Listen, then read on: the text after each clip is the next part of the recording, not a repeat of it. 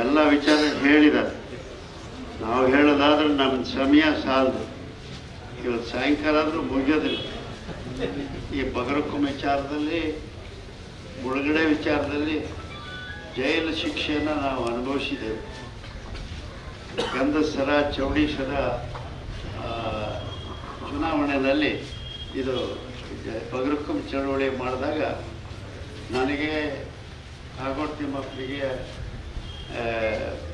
ಬಿದ್ರಳ್ಳಿ ಪುರುಷೋತ್ತಮಿಗೆ ಜೈಲು ಶಿಕ್ಷೆ ಕೂಡ ಆಗಿದೆ. ನಾವೇನು ಅವತ್ತು ಬಗರಕ್ಕುಂ ಚಳವಳಿ ಮಾಡಿ ಜನರು ಕೂರಿಸಿದ್ವಿ. ಅವರು ಕೆಲವರು ಭಾಳ ಜನ ಅಲ್ಲೇ ಕೂತು ಮನೆ ಕಟ್ಕೊಂಡು ತೋಟ ಹಾಕೊಂಡು ಸಂಸಾರ ನಡೆಸ್ತಾ ಇದ್ದಾರೆ.